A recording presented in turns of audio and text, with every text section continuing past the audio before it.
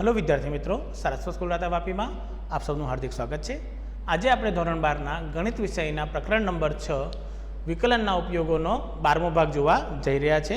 પાછલા વિડીયોમાં આપણે વધતા ઘટતા વિધેયના પ્રશ્નોની ચર્ચા કરી હતી।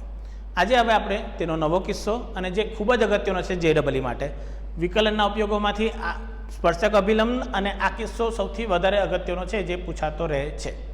ઠીક છે, વિધેય છે अथवा तो मुद्दों से तमारा प्रकरण लास्ट मुद्दो आवशे आ के महत्तम न्यूनतम मूल्य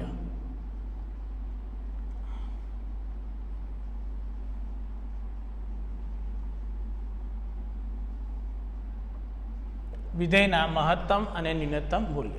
चलो कोईपण विधेय महत्तम न्यूनतम मूल्य केवी रीते नक्की करी शकाय तेना माटे एक आलेखनी आपणे रचना करीए अने तेना परथी आपणे जोईशुं के केवी रीते तमे विकलननी मददथी महत्तम अने न्यूनतम मूल्यना किस्साओ जाणी शको छो। चलो सौप्रथम आपणे वात करीए महत्तम न्यूनतमने। तो धारो के मारा पासे एक वक्र छे,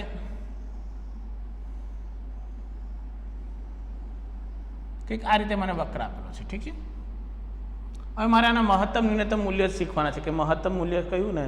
चलो महत्तम एटले के y अक्ष पर महत्तम क्या सुधी आलेखने मैं स्पर्श बिंदु बनावी शकूं अने न्यूनतम तो जो एक आ बिंदु है देखाय ज्यां y ने मैं आ रीते कनेक्ट करी शकूं अहींयाथी, पछी आ एक बिंदु देखाय आवुं के ज्यां y ने कनेक्ट करी शकूं। ठीक है, तो आ बधा किस्सा क्या आवशे महत्तमना पर आने पण बे प्रकारना महत्तम विधेय कहीशुं।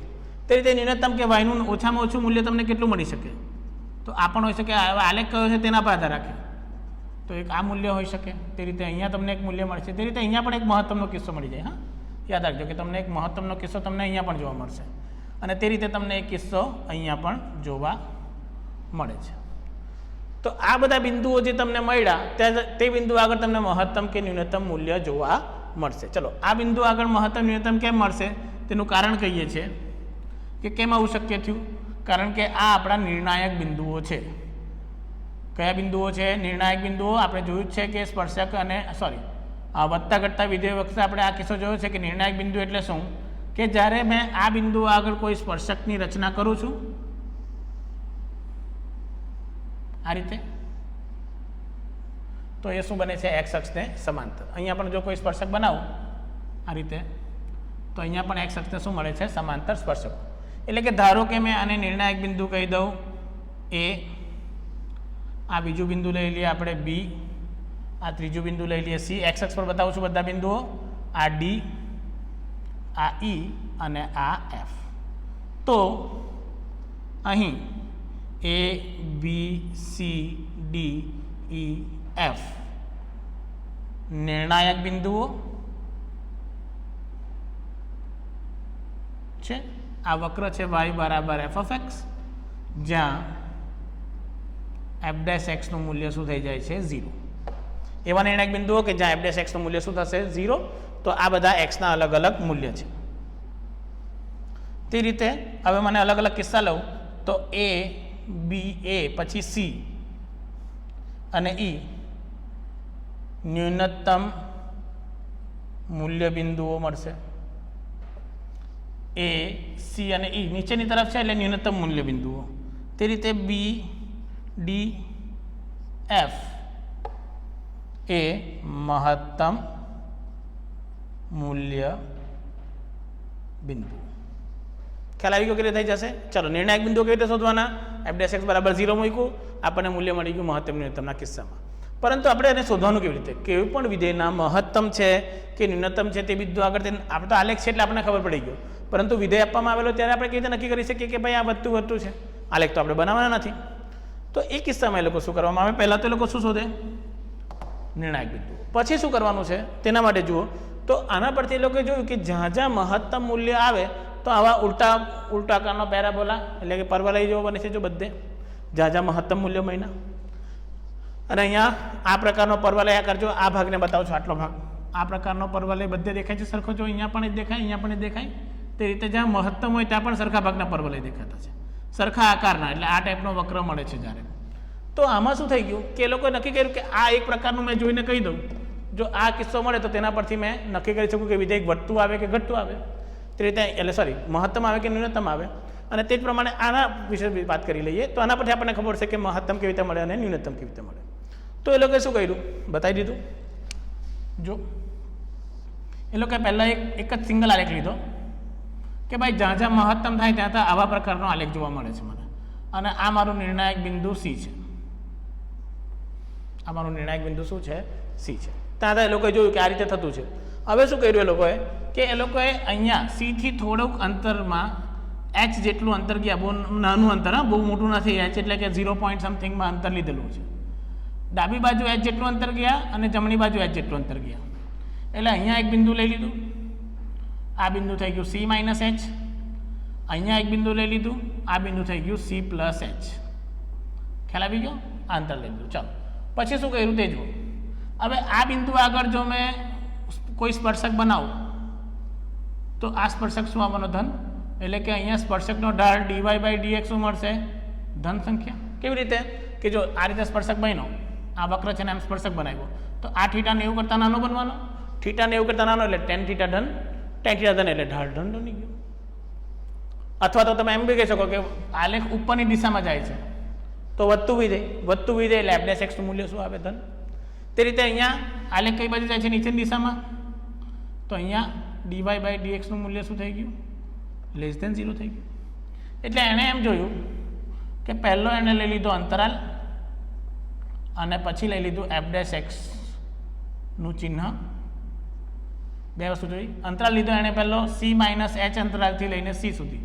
એણે આ અંતરાલમાં નક્કી કર્યું c સુધી, અને મને અહીંયા f' નું ચિહ્ન ધન મળ્યું. ત્યાર પછી એણે c થી લઈને c પ્લસ h નો અંતરાલ લીધો અને ત્યાં એને ઋણ શું મળી ગયું? મૂલ્ય ઋણ મળી ગયું. તો શું થઈ ગયું? જો કે ડાબી બાજુએ નિર્ણાયક બિંદુની ડાબી બાજુએ f' શું છે? ધન, અને જમણી બાજુએ f' શું છે? ઋણ છે. તો માટે નિર્ણાયક બિંદુની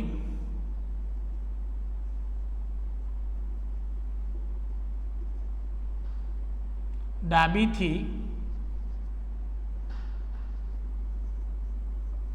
જમણી તરફ જતા f' નું ચિહ્ન ધનથી ઋણ બને તો તે બિંદુ મહત્તમ મૂલ્ય બિંદુ છે. તો આ બિંદુ કયું મળી ગયું? મહત્તમ મૂલ્ય. એટલે આ બધા કિસ્સામાં તમને કયું મળવાનું છે? મહત્તમ મૂલ્ય બિંદુ. ત્યાર પછી આવો આલેખ બનાવ્યો. પાછું આ તમે સી લઈ લીધું, અહીંયા એક બિંદુ લીધું, પાછું અહીંયા લીધું, આ અંતરાલ સી માઇનસ એચ, આ સી, અને આ પાછું સી પ્લસ એચ આવી ગયું. જો અંતરાલમાં અહીંયાથી અહીંયાનું અંતરાલ આપણે એચ જેટલું લીધું છે બંનેમાં.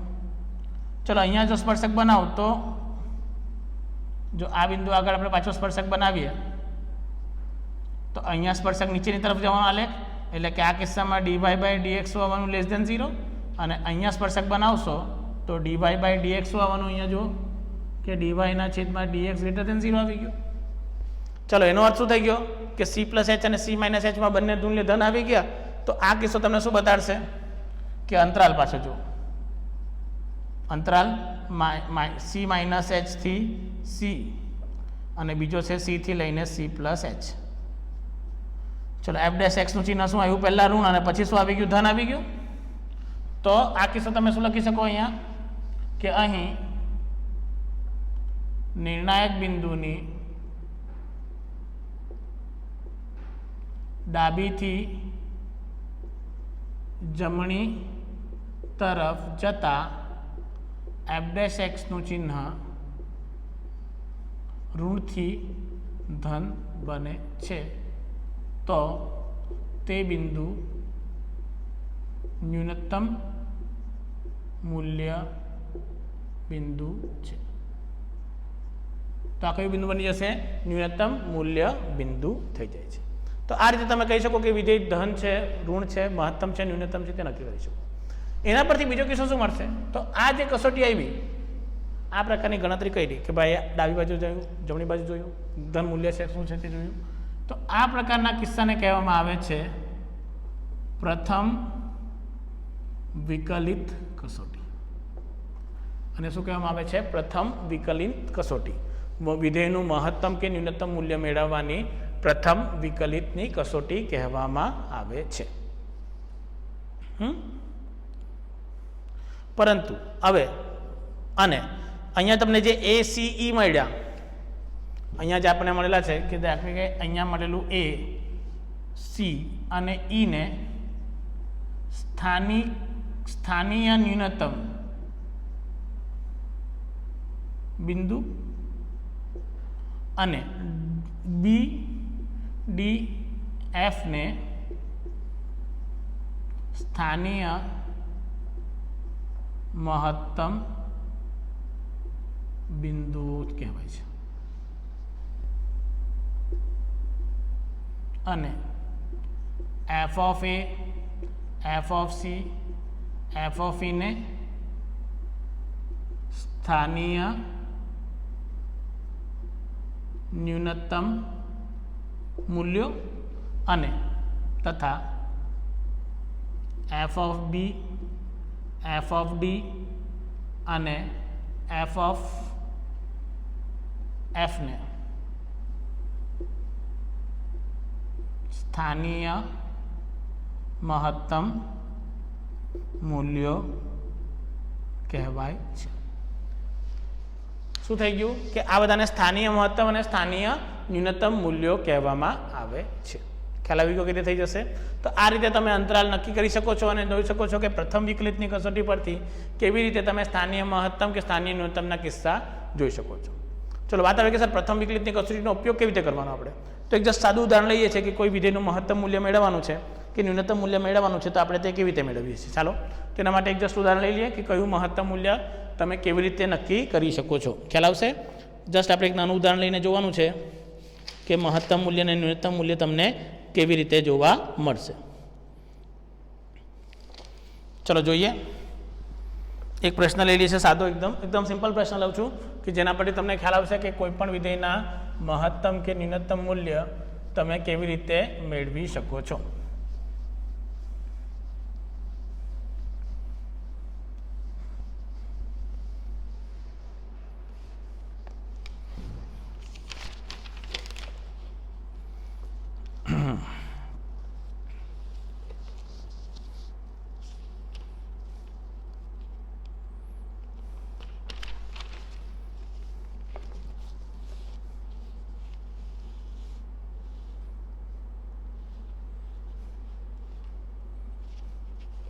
એક સેકન્ડ આપણે જોઈ લઈએ પ્રશ્ન, એક સિમ્પલ પ્રશ્ન જોઈ લઈએ આપણે સાદો.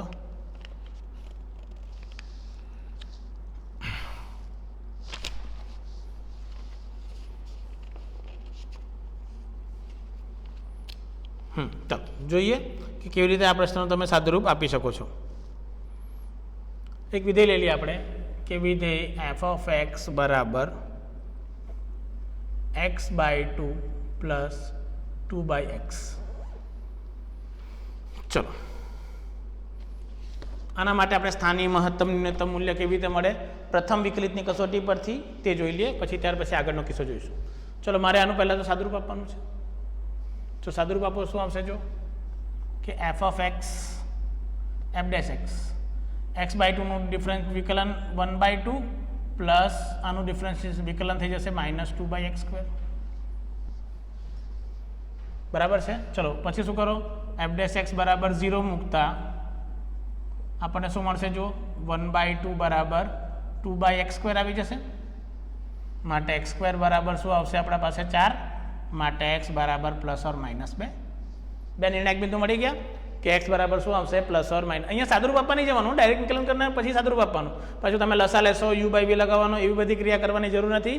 ડાયરેક્ટ વિકલન કરો, મને ખાલી x ના મૂલ્યથી મતલબ છે. ચલો હવે પ્રથમ વિકલિતની કસોટી પરથી આપણે ઉકેલ મેળવીએ કે પ્રથમ વિકલિતની કસોટી મને આના માટે શું જવાબ આપશે, તો તે જોઈએ. ચલો તો પહેલાં મને શું જોઈએ? અંતરાલ જોઈએ. કયો અંતરાલ લેવાનો તે જો. એટલે અહીંયા મેં કોષ્ટક બનાવું છું જેના પરથી મને ખબર પડશે કે અંતરાલ એફ ડેશ એક્સનું ચિહ્ન અને મહત્તમ મૂલ્ય કે ન્યૂનતમ તે નક્કી કરવાનો જવાબ. પરિણામ આપણે પછી લખીએ. ચલો હવે અંતરાલ લઈએ આપણે કે પહેલાં તો x બરાબર -2 આગળ જોઈએ આપણે. આપણે કિસ્સો ક્યાં જોઈએ છે? x બરાબર -2 માટે. ચલો પહેલો કિસ્સો લઈએ, x ઇઝ લેસ ધેન -2. જો એક્સ -2 થી નાનું હોય તો કેવી રીતે થઈ જશે? ચલો એક્સ -2 થી નાનું, -2 થી નાનું એટલે તમે -1 લઈ લો, ચાલી જશે અંતરાલમાં. ચલો -1 લઈએ તો f' x શું આવે જો અહીંયા, તો f' નક્કી કરો તો 1/2 -2, 1/2 -2 એટલે કે લેસ ધેન 0 થઈ ગયું, એટલે કે f' પહેલાં શું આવી ગયું માઇનસ. પછી x ગ્રેટર ધેન -2, -2 થી પછી જો આગળ કેવી રીતે વધવાનું કે પછી કયો અંતરાલ છે +2 છે તો તે અંતરાલમાં તમે કોઈ પણ મૂલ્ય લઈ શકો. પછી એવું આવે ને કે -2 અને પછી -1 આપેલો હોય કન્ટિન્યુ, તો પછી -2 1 નહીં લઈ શકો કે આ અંતરાલ અહીંયા બ્રેક થઈ જાય છે જો પાછો. તો મારે -2 કરતાં નાનું મોટું પણ -1 કરતાં નાનું મૂલ્ય નક્કી કરવાનું. પણ અહીંયા બીજો અંતરાલ 2 છે, જો આ રીતે છે. જો અંતરાલ પાછો આપણે પહેલાંમાં બનાવેલો તે રીતે જ છે કે ઇન્ફિનિટી -2 અને +2. આની ડાબી બાજુ તમે કોઈ પણ મૂલ્ય લઈ લો અને આ અંતરાલમાં જમણી બાજુ તમે કોઈ પણ મૂલ્ય લઈ શકો. તો 2 ની જગ્યાએ મેં 0 લઈ શકું, 0 લઈ લો તો 0 નહીં ચાલશે, વ્યાખ્યાયિત નહીં થાય. તો એક નિર્ણાયક બિંદુ કયું આવશે પાછું? જો અહીંયા એક નિર્ણાયક બિંદુ બીજું આવશે, કયું? x = 0 પણ આવશે. કેમ? કારણ કે 0 આગળ વ્યાખ્યાયિત નહીં થાય વિધેય. તમે લસા લઈ લેશો અહીંયા x² - 2/2x², તો x = 0 આગળ વિધેય વ્યાખ્યાયિત નથી, તો એક નિર્ણાયક બિંદુ 0 પણ આવશે. તો અહીંયા ત્રીજું નિર્ણાયક બિંદુ શું આવવાનું? 0 આવવાનું. જો એટલે ખબર પડી ગઈ, 3 બિંદુ આવ્યા નિર્ણાયક બિંદુ. ચલો હવે જો માઇનસ એટલે -1 મૂકો, -1 મૂકો એટલે પાછું 1/2 -2, એટલે અહીંયા પણ નેગેટિવ જ આવી ગયું. જો અહીંયા પણ શું આવી ગયું? નેગેટિવ જ આવ્યું. એટલે કે આ અંતરાલમાં બધું ઋણ જ છે.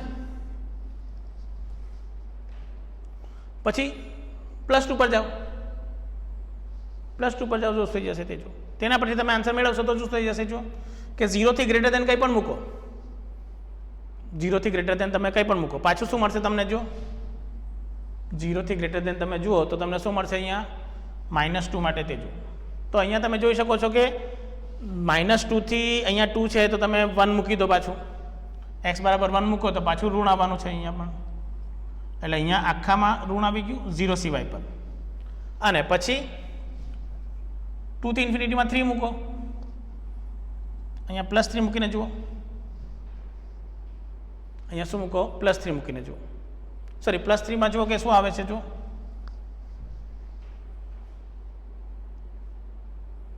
એક મિનિટમાં આપણે ભૂલ કરી છે, અહીંયા -3 મૂકીને ચેક કરવાનું છે. જો -1 નહીં મૂકવાનું હતું, આપણે જરાક ભૂલ કરી, ડાબી બાજુ જમણી બાજુ જોવાનું હતું. એક મિનિટ જો પાછું, આપણને અહીંયા 3 નિર્ણાયક બિંદુ મળેલા છે. એક મિનિટ જોઈ લઈએ, x = 0 પણ મળેલું છે. ચલો મેં કીધું તેમ અંતરાલમાં તમારે 3 બિંદુ બનાવવાના, -∞ થી ∞, પછી -2, 0 અને 2. ચલો -2 ની આ બાજુ -3 છે, તો પહેલાં f ઓફ -3 નું મૂલ્ય મેળવો, શું આવે તે જુઓ. તો 1/2 - 2/9 આવવાનું, 9 - 4 એટલે કે ધન આવ્યું. જો એટલે કે આની બાજુ ધન આવી ગયું. પછી f ઓફ -1 નક્કી કરવાનું, મેં કીધું તેમ આની જમણી બાજુ -1 આવશે, તો -1 માં શું આવશે? 1/2 - 2 ઋણ આવી ગયું. તો ધનથી ઋણ થઈ ગયું. ધનથી ઋણ થાય એટલે શું થાય? જો ચિહ્ન કે પહેલાં ધન છે, જો અહીંયા લખેલું છે પહેલાં ધન અને ઋણ, એટલે અહીંયા શું આવવાનું? મહત્તમ મૂલ્ય બિંદુ. ચલો પછી કોના માટે ચકાસવાનું? x = 0 માટે ચકાસો. ચલો x = 0 માટે, તો x < 0 માટે પાછું -1 લઈ લો તો શું આવશે? માઇનસ આવશે. -1 તો 0 થી નાનું જ છે ને બાજુ, માઇનસ આવશે. અને ગ્રેટર ધેન 0 પર જુઓ, x > 0 પર +1 લઈ લો, +1 લઈ લો તો શું આવશે? 1/2 - 2, એટલે અહીંયા પણ ઋણ આવે, અહીંયા પણ શું આવે? ઋણ. તો હવે આ કિસ્સો પછી મેં બતાવ્યો કે કેમ આવું થઈ ગયું. તો નથી મહત્તમ, નથી ન્યૂનતમ, કોઈ પણ કિસ્સો નહીં આવશે આ કિસ્સામાં. અને પછી નહીં લેવાનું x = +2 આગળ. ચલો x < 2 માં જુઓ તો 1 ચકાસી શકો. f ઓફ 1 માટે શું આવશે? પાછું ઋણ આવવાનું. અને x થી 2 વધારે માટે તો 3 લઈને કરો તો પાછું 3 માટે આવવાનું. આ છે -3 માટે લીધેલું, તો તે શું આવવાનું? પ્લસ. તો અહીંયા શું આવવાનું? ન્યૂનતમ મૂલ્ય બિંદુ. ખ્યાલ આવી ગયો? ડાબી બાજુ અને જમણી બાજુ મૂકીને f' નું ચિહ્ન ધન આવે કે ઋણ તે નક્કી કરો, અને તેના પરથી તમને ખબર છે કે સ્થાનીય મહત્તમ મૂલ્ય આવશે કે સ્થાનીય ન્યૂનતમ મૂલ્ય જોવા મળશે. ખ્યાલ આવી ગયો? કેવી રીતે થઈ જશે? તો આ રીતે તમે લખી શકો છો. જો આ એક કિસ્સો છે તે પાછળથી બતાવવા કે કેમ આવું થઈ ગયું, કે કેમ મહત્તમ ન્યૂનતમ નહીં મળે. તેનો કિસ્સો હું પાછળથી બતાવી દઈશ. કારણ કે થાય શું, આવો આલેખ બને. જો 0 પર આવું, પછી પાછું આવું. કયું બિંદુ મળ્યું? આને એક બિંદુ કહેવાય છે, જેને આપણે પછી કહીશું કેવી રીતે આવશે તે. ખ્યાલ આવી ગયો? તો આ પ્રમાણે કિસ્સો આવશે, તમે કેવી રીતે તે નક્કી કરી શકો છો. ખ્યાલ આવી ગયો કેવી રીતે કરવાનો છે?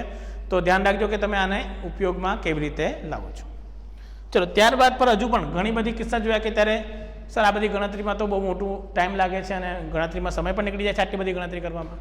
તો એના માટે એ લોકોએ શું કર્યું, ત્યાર પછીની એ લોકોએ એમ વિચાર કર્યું કે આ રીતે તો સમય લાગશે અને જો નિર્ણાયક બિંદુઓ બહુ બધા આવી ગયા તો બધાની ડાબી બાજુ જમણી બાજુ ગણતરી કરવામાં જાય તો બે મૂલ્ય ચકાસવા પડે ને સમય લાગી શકે છે.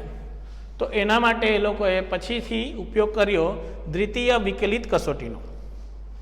તો પછી જે એ લોકોએ ઉપયોગ કર્યો છે તે છે તમારી દ્વિતીય વિકલિત કસોટી.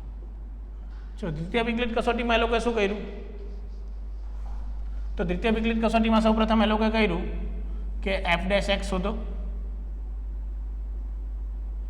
પછી બીજો કિસ્સો એમણે કીધું કે f' બરાબર 0 મૂકી નિર્ણાયક બિંદુઓ મેળવો. આ કિસ્સો તો જે પહેલામાં કરેલું તેવું જ છે. પછી ત્રીજો કિસ્સો f'' શોધો. ચલો, પછી ચોથો કિસ્સો એ લોકો કર્યો કે f'' આગળ f'' એટલે કે જે બી નિર્ણાયક બિંદુ તમને મળેલા છે તે તમારે ક્યાં મૂકવાના, દ્વિતીય વિકલનમાં મૂકવાના છે. ધારો કે અહીંયા લઈ લો કે x બરાબર તમને c મળી ગયું નિર્ણાયક બિંદુ, તો મારે f' મૂકીને f'' શું મેળવવાનું, c નિર્ણાયક બિંદુ તરીકે. ચલો, નિર્ણાયક બિંદુ આવી ગયું. પછી તમારે 3 અલગ અલગ કિસ્સા બને. પહેલો કિસ્સો કે જો f'' ગ્રેટર દેન 0 તો x બરાબર c સ્થાનીય ન્યૂનતમ બિંદુ, સ્થાનીય ન્યૂનતમ બિંદુ આપશે. ત્યારે પહેલામાં વધારે આવતું હતું, પણ અહીંયા દ્વિતીય વિકલન ધન આવે તો સ્થાનીય ન્યૂનતમ આવશે. યાદ રાખજો, ગ્રેટર દેન 0 માટે સ્થાનીય ન્યૂનતમ. અને જો f'' લેસ દેન 0 તો x બરાબર c સ્થાનીય મહત્તમ બિંદુ, સ્થાનીય મહત્તમ બિંદુ. અને જો f'' ઇક્વલ્સ ટુ 0 થઈ ગયું તો આ કસોટી કામ લાગે નહીં. તો x બરાબર c માટે પ્રથમ વિકલિત કસોટીથી પરિણામ નક્કી કરો. અને નોંધમાં યાદ રાખવાનું કે જ્યાં f'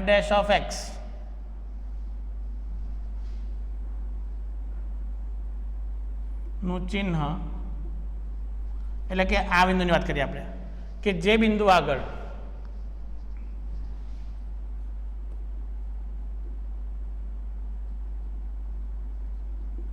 ડાબી બાજુથી જમણી બાજુ જતા f' નું ચિહ્ન બદલાય નહીં તે બિંદુ ચલ બિંદુ. બીજું પણ એક શબ્દ છે તે હમણાં યાદ નથી આવતો, પર યાદ પછી બતાવી દેવા.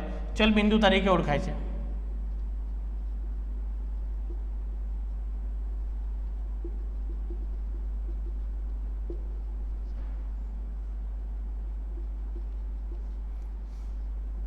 કયું બિંદુ તરીકે? ચલ બિંદુ. એટલે કેવું કે આલેખ એમ જતો છે ને પછી નીકળી ગયો અને અહીંયા તમે f' 0 થઈ જાય થોડી વાર માટે, તો આ બિંદુ ચલ બિંદુ થાય કે જો અહીંયા પણ લેસ દેન થયું અને અહીંયા પણ લેસ દેન થઈ ગયું. અથવા તો આવું બિંદુ મળી જાય કે અહીંયા પણ વધતું અને વધતું જ આવી જાય. જો તો ક્યાં તો હંમેશા બંને ધન મળશે, ક્યાં તો બંને હંમેશા શું, બંને ઋણ. પર આ બિંદુને ચલ બિંદુ તરીકે તમારે યાદ રાખવાનું છે. ચલ બિંદુ એટલે એવું બિંદુ કે જેની ડાબી બાજુ અને જમણી બાજુ f' નું મૂલ્ય કોઈ દિવસે બદલાતું નથી. ખ્યાલ આવી જશે? તો આ કસોટીને કહેવામાં આવે છે તમારી દ્વિતીય વિકલિત કસોટી. પરંતુ જો f'' 0 થઈ જાય તો દ્વિતીય વિકલિત કસોટી કામ લાગતી નથી. તો તમારે તેના કરતાં આગળની ચર્ચા કરવી પડશે. ખ્યાલ આવી જશે. તો ધ્યાન રાખજો કે તમારે અહીંયા કેવી રીતે ગણતરી કરવાની છે અને તમને તેનો જવાબ કેવી રીતે જોવા મળશે. ખૂબ જ અગત્યનો કિસ્સો છે, એટલે ધ્યાન રાખવાનું છે કે દ્વિતીય વિકલિત કસોટી તમને કેવી રીતે મળે છે. ચલો પછી થઈ જાય. હજુ તો આમાં એક કિસ્સો બાકી છે. હમણાં સુધી આપણે જે મેળવ્યા હતા તે હતા કે સ્થાનીય ન્યૂનતમ મૂલ્ય અને સ્થાનીય મહત્તમ મૂલ્ય તમે કેવી રીતે મેળવ્યા. પરંતુ આમાં એક બીજો કિસ્સો આવશે. હવે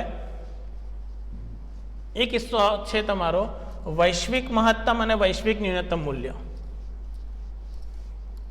વૈશ્વિક મહત્તમ અને વૈશ્વિક ન્યૂનતમ મૂલ્ય.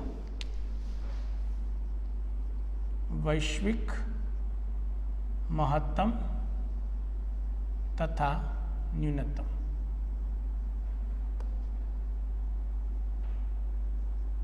મૂલ્યો. ચલો વૈશ્વિક મહત્તમ ન્યૂનતમ મૂલ્ય અને સ્થાનીયમાં શું અંતર તે તમને કહી દઉં કે તમે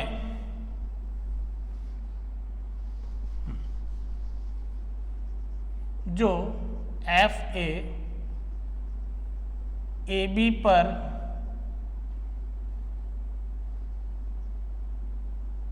વ્યાખ્યાયિત હોય, એટલે કે સંવૃત અંતરાલ AB પર વ્યાખ્યાયિત થઈ જાય તો મારે એના વૈશ્વિક અને મહત્તમ અને ન્યૂનતમ મૂલ્ય મળી શકે. એનો અર્થ શું થાય કે હમણાં સુધી આપણે જે આલેખ બનાવ્યો તે R પર વ્યાખ્યાયિત હતો, પરંતુ હવે આ વિધેયને આપણે A થી B અંતરાલ પર વ્યાખ્યાયિત કરી, એટલે આ રીતે કરવામાં આવે. જો કે મને કહી દીધું કે મારો B વેલ્યુ આ છે ને A વેલ્યુ આ છે. તો હવે જે તમને સૌથી મહત્તમ મૂલ્ય મળશે, એટલે કે જો અહીંયા તમને સૌથી મહત્તમ શું મળે છે અહીંયા, અને સૌથી ન્યૂનતમ શું મળે છે આયરુઆ. તો આ બિંદુ જે મળે, ધારો કે આ બિંદુ C છે, તો આ થઈ જાય તમારું વૈશ્વિક ન્યૂનતમ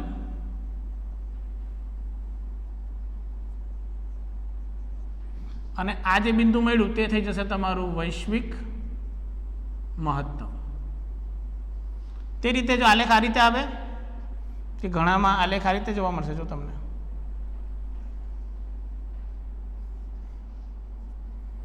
અને તમારો અંતરાલ આપેલો છે અહીંયાથી લઈને અહીંયા સુધી, તો આ તમારું શું આવી જશે અને આ બે બિંદુ આવશે. તો આ થઈ જશે પાછું વૈશ્વિક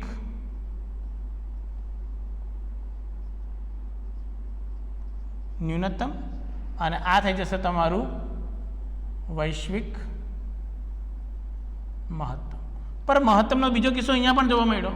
તો આ કિસ્સામાં જો બીજું કોઈ મૂલ્ય આવી જાય તો તેને કહી દેવાનું સ્થાનીય મહત્તમ, અને જો બીજો એક મૂલ્ય મળ્યો તો આને કહેવાય સ્થાનીય ન્યૂનતમ. ખ્યાલ આવી ગયો? એટલે કે જો એવું થઈ શકે કે સંવૃત અંતરાલમાં જો વિધેયને વ્યાખ્યાયિત કરી દેવામાં આવે તો તમને સ્થાનીય મહત્તમ ન્યૂનતમ જોવા મળે છે. પરંતુ એક કિસ્સો બીજો પણ બને કે જો વિધેય વધતું કે ઘટતું હોય ને તો થાય આવું, જો કે A પર મહત્તમ અને B પર ન્યૂનતમ મળી જાય. એટલે કે તમારા અંત્ય બિંદુઓ પર પણ વૈશ્વિક મહત્તમ અને ન્યૂનતમ મૂલ્ય મળી શકે છે. આવું થઈ શકે. જો કે આ તો પછી આ રીતે મળી જાય કે તમારો બીજો આલેખ એમ જતો હોય, જો અહીંયાથી અહીંયા, તો B પર મહત્તમ મળે અને A પર ન્યૂનતમ થઈ જાય આ કિસ્સામાં. જો એટલે એ તમારે નક્કી કરવાનું કે તમારો સંવૃત અંતરાલ કયો છે અને કયો. એટલે તમારે શું કરવું પડે, જ્યારે પણ તમે વૈશ્વિક મહત્તમ ન્યૂનતમ મૂલ્ય શોધવા શીખશો તો તમારે નિર્ણાયક બિંદુઓ પર તો મૂલ્ય શોધવાનું, ત્યારબાદ અંત્ય બિંદુઓ એટલે કે જે સંવૃત અંતરાલ આપેલો હોય તેના આગળ પણ તેનું મૂલ્ય ચકાસવાનું રહેશે. તો આ વસ્તુનું તમારે તકેદારી રાખવાની છે કે જ્યારે પણ તમે વૈશ્વિક મહત્તમ ન્યૂનતમ મૂલ્ય શોધવા જાઓ છો, તમને સંવૃત અંતરાલ આપી જ દેવામાં આવેલો હશે, તો મારે નિર્ણાયક બિંદુ આગળ તો મૂલ્ય શોધવાના, ત્યારબાદ A અને B પર પણ મૂલ્ય શોધીને જોવાના કે કયું સૌથી મોટામાં મોટું મૂલ્ય વૈશ્વિક મહત્તમ અને સૌથી નાનામાં નાનું મૂલ્ય શું આવશે, તમારું વૈશ્વિક ન્યૂનતમ મૂલ્ય આપશે. તો આ રીતે તમે ચર્ચા કરી શકો છો કે મહત્તમ ન્યૂનતમ મૂલ્ય શું છે. હવે બીજી વસ્તુ કે મહત્તમ ન્યૂનતમ મૂલ્ય એટલે શું, તો વૈશ્વિક